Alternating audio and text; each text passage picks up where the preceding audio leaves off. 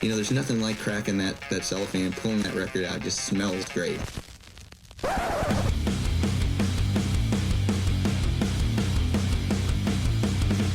Welcome to BODS Mayhem Hour. Non-stop hardcore energy. I love the show, guys. You're awesome. Unlike any other. With your host, John the Bod, a.k.a. the Bod Father. Man, this stuff rocks.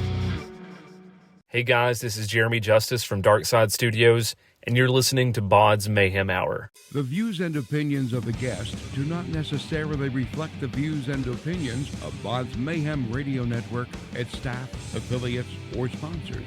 Parental discretion is advised. Welcome to BODS Mayhem Radio Network. Hey everybody, welcome to BODS Mayhem Hour. I'm your host, John the Bod, aka the Bod Father, and as always, I'm bringing you guys and gals awesome interviews. Today, it's an honor and a huge privilege to welcome Jeremy Justice. He has been a fellow member of many bands around here, Downtrend, Exit 23, and now he's dabbling into a little bit of producing. And also, we have Mr. Waylon Whitson on here from the Technicolor Nightmare, and plus he hosts with me on the live podcast when we do the live podcast. So that's coming down the pipe later on. So anyway, I'm going to get Jeremy on here and talk to him about all his good stuff that he's working on and showcase him a little bit because we have everybody else on here. So guys, how's it going? And he needs it. He needs to be showcased. He needs to be showed off. This man is a gem. This is not- I work behind the curtains. That's my job. I'm behind the curtains all the time. It's a 1995 Toyota Corolla. The Wizard of Oz, dude. 100,000 miles on it. Still breaking in. Listen, Good vehicle. she's only got 80,000 miles on it. She'll go another 300 easy. Oh, easily. He's good tires, bud. Just put brand new tires on, new oil change. You're ready to do spark plug. We're go, bud. Yeah. Done a brake job all the way around. Which I've been meaning to do this show with you and like plan stuff out for a while, but it's been crazy. Yeah. It's a lot of work I've been doing here lately. If there's one thing about Jeremy Justice, John, is that he stays busy, son. This man keeps it hopping at all times. So are you still playing some shows with some bands, man? Or are you just strictly just focus on producing? I know you got your actual job, of course, like we all do, because we can't retire and be Twitchers all the time and streamers, but that'd be nice. Oh, yeah. I think like the fourth job, I guess I have. I'm still playing some music, but these days I've mainly just been producing. I love playing live shows, but kind of when COVID-19 happened and it kind of canceled all the shows, all the festivals and stuff, I kind of just went into more of like a hibernation and tried to search out some bands that I really liked and wanted to kind of focus more on that. So that's all I've been doing. I miss the live shows, but I love being in the studio, finding new artists and kind of getting their stuff out there, because if I didn't search for some of these bands or they didn't find me, I feel like a lot of their stuff doesn't get out there. So just kind of like Technicolor Nightmare, right? So let's talk about that, guys. How did this blossom and you start working with these guys, Jeremy? So Waylon can probably tell it better, but I just got a message out of nowhere, I believe, and Waylon's like, hey, man, Waylon, which is Waylon Nelson, recommended you to record, kind of you're a producer, you have a recording studio. He recommended you. We would like to get together and start working. I think it was kind of like that. We had a couple of conversations, but right off the bat, we realized that we both like touch ourselves at night to periphery, and we were like, we connected. We were like, this will be good. No, but it was the council of Waylons got together and they said, go forth, seek out Jeremy Justice, and that's pretty much it. I really, honestly though, I hit up Waylon because I heard one of his recordings that you did, Jeremy, I think. Oh yeah. Or something, and I was like, dude, who can we get with that's a good engineer that understands rock music around here that can help us out and do it at an affordable rate? And he was like, well, I got this buddy who's just getting started. And at the time, Jeremy was just getting started and we were just getting, it was such a learning experience going through that album together, wasn't it? Like we learned so much together. It made us better. Jeremy kept just blowing our minds. Every new mix he'd send us, it was just like incredibly well done. And I think it was just one of those serendipitous fate things. You know what's crazy though? Whenever I would send you those mixes, it's because it's like that with any art or anything you have. You're like, oh, I don't know if I did good on this. Let's see what the band thinks. And then when you all were like, oh, this is great, it just kind of gave me a little bit more motivation, and kind of made me like, oh, how good can I get stuff sounding? Dude, so I just kept pushing myself. That was one of the most beautiful things about doing this with you, is watching you blossom as well. Yeah. Like, you just kept getting better and better equipment. Like, every dime that we pay, like, because we're poor as shit, John. So every dime that we would give him for this album was like just piecemeal, like 100 here, 50 there. Then he would just take every single dime of that and reinvest it into his equipment, and just kept serious about it, stayed serious about it, and kept getting better at it. And like, now, I think the mix that you sent us now, Jeremy, is some of the best shit I've ever heard, period, mix wise. Like, good God, it blows my mind. And it's not even me too, because you can have good gear, you can have the ear for it and everything, but I think it's kind of like we've built that relationship in the studio that I could throw ideas at you, or you could say, hey, I'm going to try this, and you feel comfortable trying it. So I get more out of you. It's kind of like you talk about Blossom, that we're actually holding hands, jumping through the daisies together, like going across the fields together. We're growing that way. And it wasn't always the smoothest of transactions in that regard. Like, we came in real hard headed and thinking we knew what the hell we were doing. And Jeremy was like, no. Like, we grew so much as a band from recording with this guy, because he would just be straight up with us. He's like, no, it sounds like shit, do it again. And we just learned a lot, man. And it really is, that relationship is so good now, because it's like, the other day we went over there and Steven was tracking vocals, and I was just like, hey, Jeremy, I'm gonna lay down in your bed over here and take a nap. And I did. Like, that's how comfortable we are at this point, and I think it shows in the music. Yeah, it does. You definitely want somebody, like you said, when you're giving him money for what he's helping you with, you want to see him put that into, equipment and things like that, because if he's not, then there's something wrong. It's like, oh God, what else is he going to get? What else he's going to surprise us with to use? And it's good, man, that you're putting that back in there, because that's a reputation that you want to keep golden around here, especially with not many people that will help folks out. Yeah. Well, I mean, like, we started in like 2019, right, Jeremy? Yeah. That's when we started recording. 2019. No, actually, was it 2018? Well, no, it was. Might have been late 2018 we started demoing, or early 2019. Yeah. But at that time, the setup you had was pretty bare bones. It was just like interface, couple of mic cables, and a couple of mics, and he just knew what he just figured out the mathematical aspects of how to make like this room in his garage that he built sound just amazing. And like, now he's got so much cool shit that we go in there, we're like, whoa, what's this thing? Like. Well, it's funny talking about that. So I bought a compressor. I can get on the nerdy side of it, but it's an LA2A, so it's kind of like a clone. It's a Warm Audio LA2A, so it's a compressor for bass and vocals. So I bought that, and I'm like, I want to try this on vocals right away. Never touched it, and I just got Steven, the singer of Technicolor, to try it out, and it sounded awesome. Like, I feel like I've played around with things, and I've gotten to the point to where when I hear it, I'm like, okay, that sounds like a record, and I get to kind of bring people in and test it out, and it just kind of works. I don't know. I wish I could say that most of the stuff that I've went through and tried out has been the best experiences, but with your all stuff, it just seems like it just works. I think that's kind of like the performers. You got to get the performance as well, not just the gear. Yeah, or like, how about the fact that we're just using all in the box for guitar tones now, and it sounds it sounds so much better. Like, it blows my mind.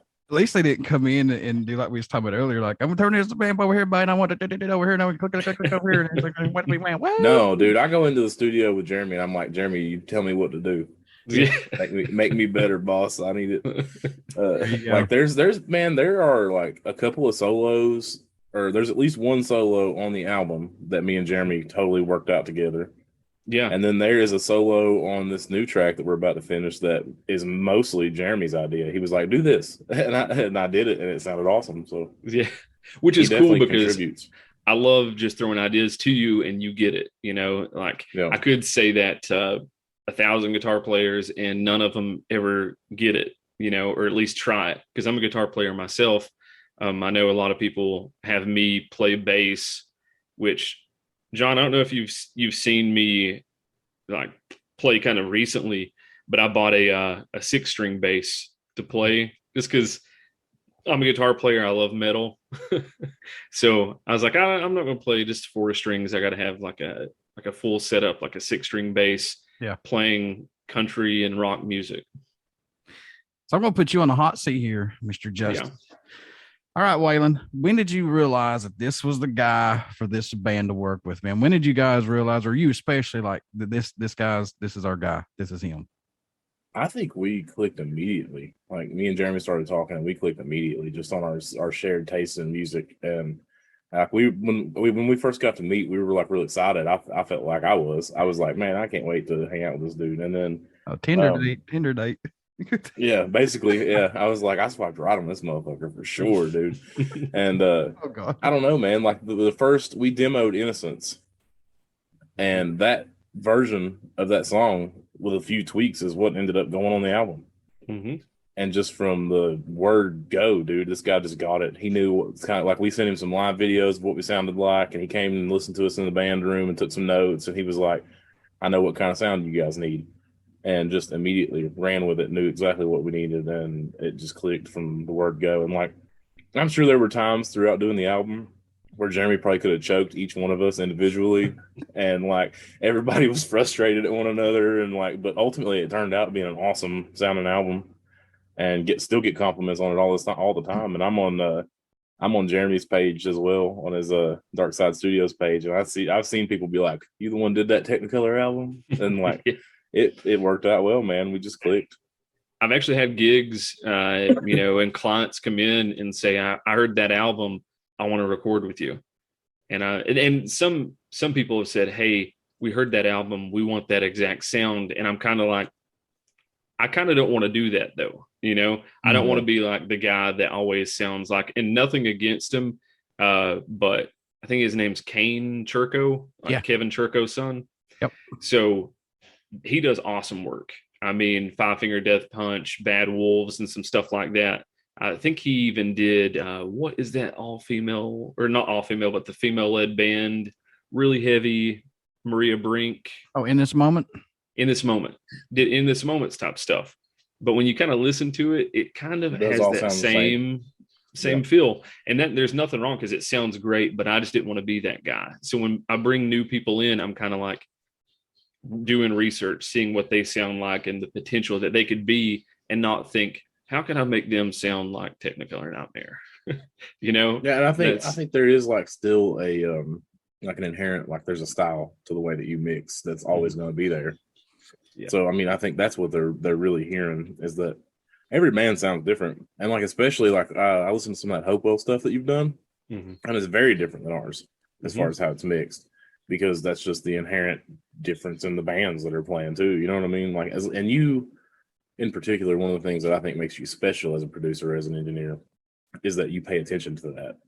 You pay attention to how a band sounds. You don't just try to run them through the same cookie cutter formula, and you play into their strengths and whittle down the weaknesses and get it where it should be.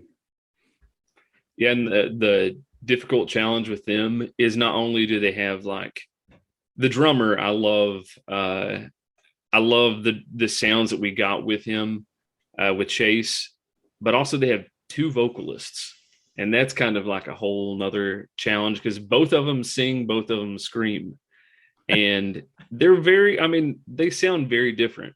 So I loved that, taking that on and being like, all right, well, I've never mixed 2 different vocalists like this that would sing and scream. And even Steven in Technicolor, he doesn't, I think the first time he ever did like a scream was that new song that we did. And it was kind of not necessarily up there at the scream. These guys are like belting low. It's not like any pig squeals or anything like that, but really low growls. And that was something I never really fully did, like recorded within the past couple of years, but it's turned out really good so far. But when I've heard of it, I thought it sounded amazing. Appreciate it. When do you know how far to push someone, Jeremy, working with you, man? When can you say, okay, I need to do this more, and then when to back off? I push them until they say, hey, I just want to quit the band. And then they realize they're going to miss it, and then they come back, because they always do. Pretty much. Jeremy just keeps pushing you. But there is like an aha moment when it happens and you know it's good and everybody looks around the room and they're like, yeah, that was the one. That was the take. And see, I would like to consider myself a somewhat nice guy, but when we're in the studio, I still try to be friendly. Like it's kind of like friends growing up or being in high school, whatever you want to consider it. We'll joke around with each other.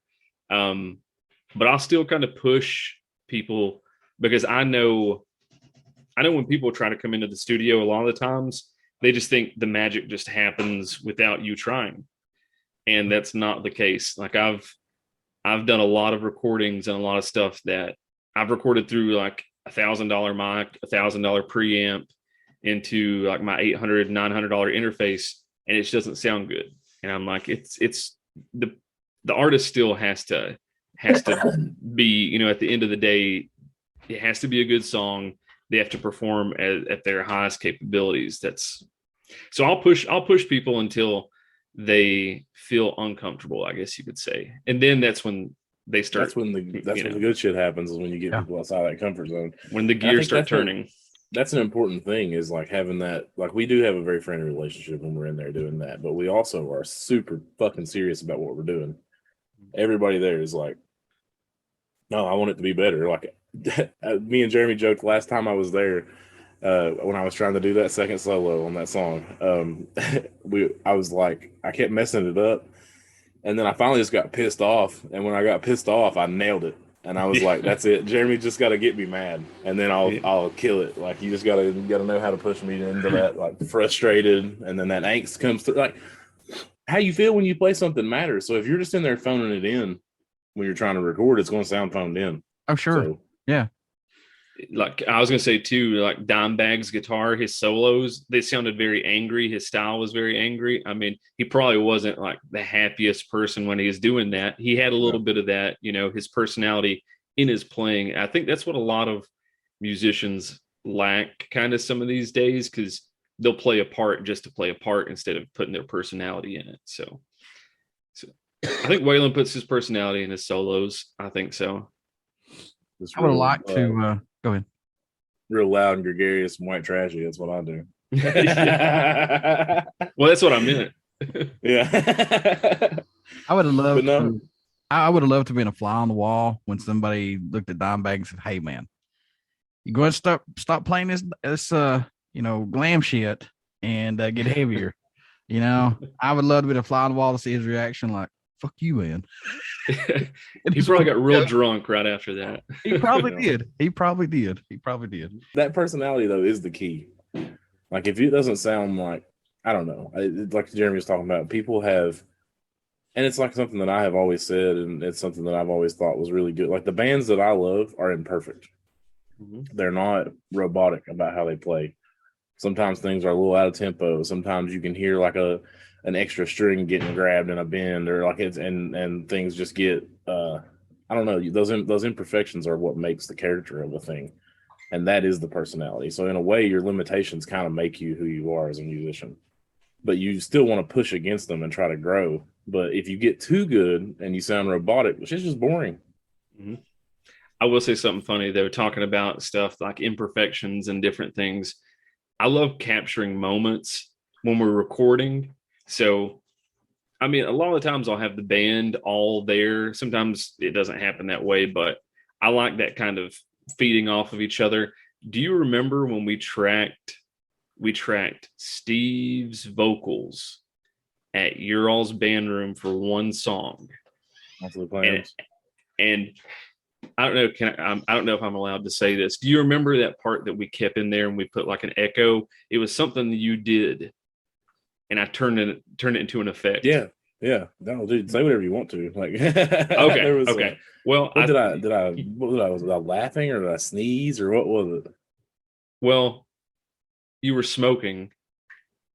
Yeah. Do you remember that? And you were like, you coughed or did something and started laughing, and I turned it into an effect and put it underneath the song. I can't remember what song it was. It was Sounds of the Clams. Okay. Yep, it was. I'm pretty sure that's that like what happens when the chorus hits in that song. Yep. And everybody loves it, and no one like outside of the band even knows what that is. But now. yeah, they do now. And it's cool doing stuff like that. You put your like fingerprint or you put little small things on there that I don't know. I wish I could remember like exactly what happened, but I know it's there. I could go back and listen to it soloed. So yeah. Behind the scenes on That's that's one of the cool things I think about how that unfolded for us, man, is that like we're definitely more organized now, and I think it makes things more efficient, but a lot of that was just so organic, just hours and hours and hours spent beating our heads against the wall in a room together. And I don't know, something about that's beautiful too. You talked about this a little bit about the pandemic and everything, but when was the gear turning for you, Jeremy, to say, you know, hey, I want to try my hand at producing and recording? Was this something that you always wanted to do? And, you know, while you were playing music with Downtree and bands like that and Exit 23, was this something that you wanted to do and just finally just say, you know what, let's go for it? So it was kind of like that. And I'm sure most bands have this kind of story. So you go and you record an album and, you know, you have all these expectations and you get back the mix and you're kind of like, well, that sucked. That was kind of a waste. You know, I know you have to start somewhere, or whoever's recording you has to start somewhere, but I'm like, I want to be the guy that someone's first album or their first recordings are like mind blowing and will change them. Cause with musicians, we're kind of a different breed. You kind of got to they have to see progress in what they do all the time, because you want to get that momentum and you kind of don't want to slow down. Because if you do, then I feel like it's when you start losing kind of the will to go out and play, I guess you could say. So that happened a couple of times. And I'm like, you know what? I just want to learn how to do this. I want to have people reach out to me. I want to reach out to bands and give them something they can be proud of. So a couple of years ago, I just bought like a Scarlett 2i2, which is like $150 maybe. Yeah, for and yeah.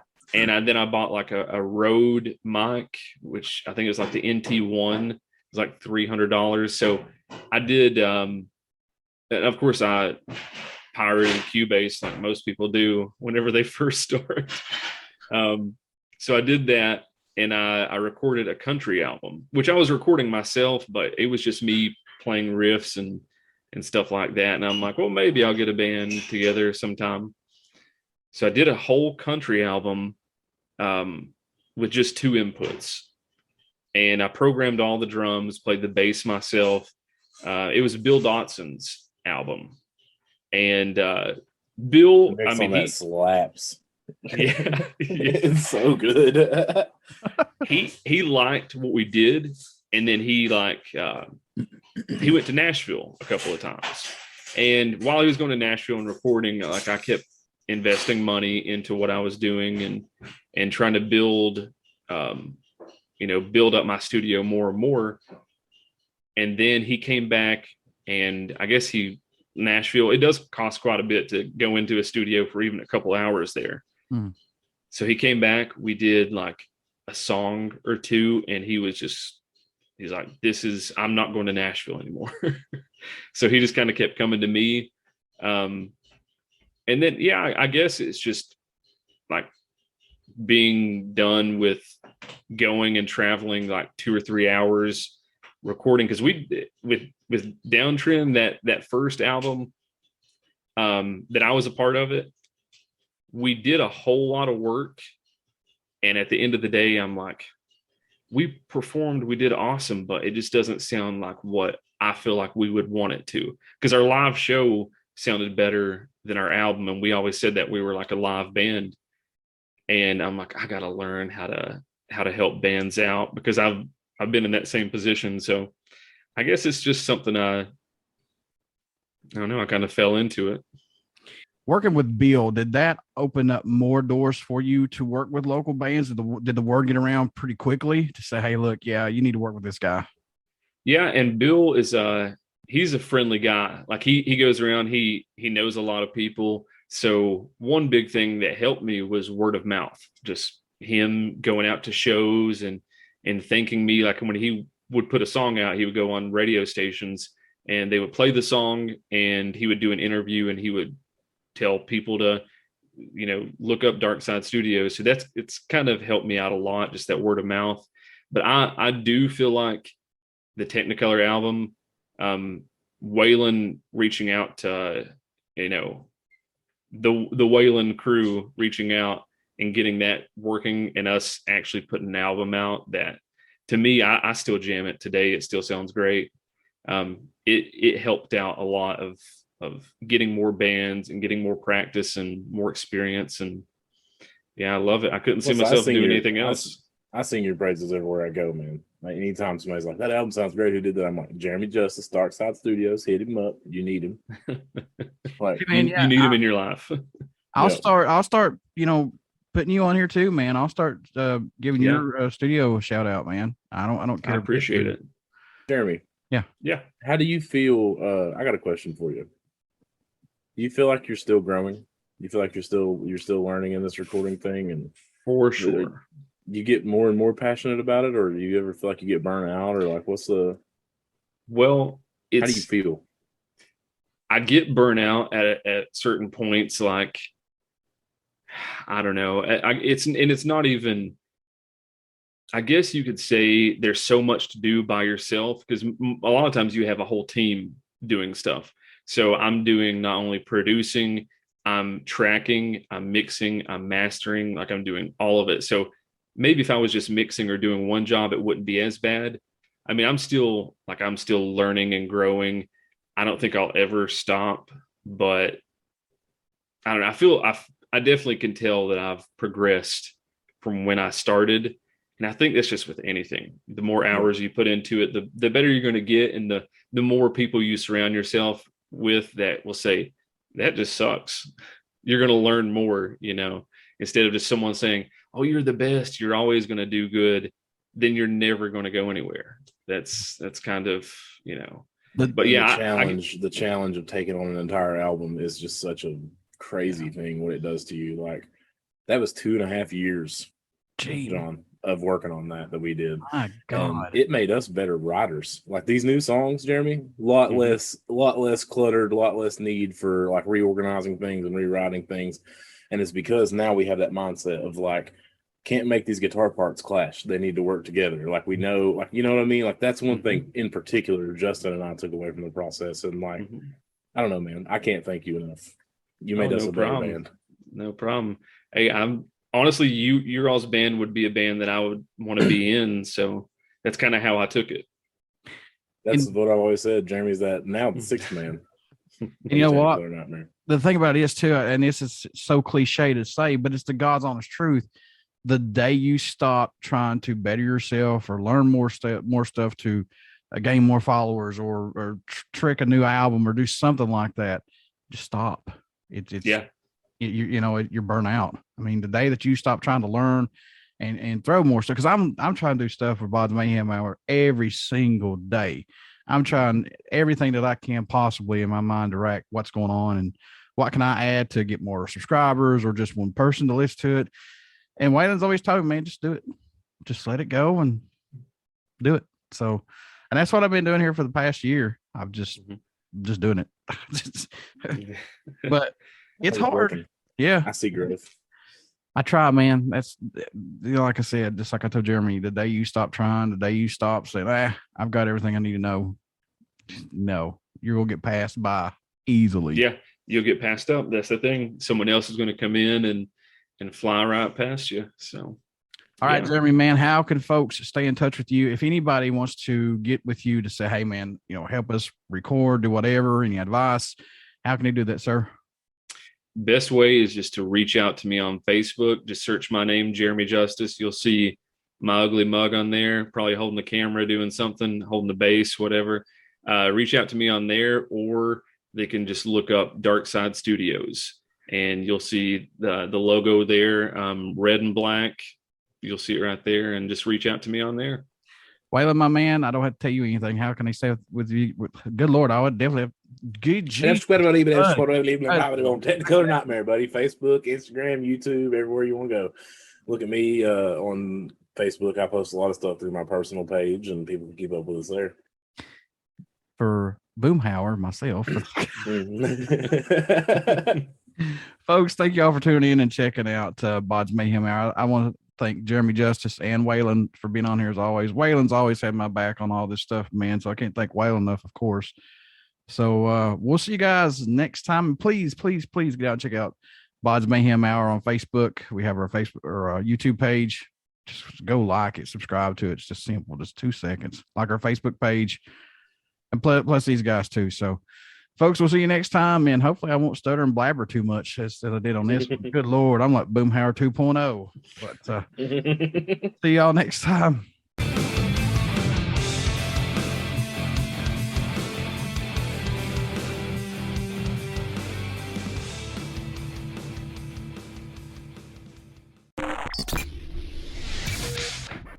You're listening to BODS Mayhem Hour. Follow us on Facebook, Twitter, and Instagram.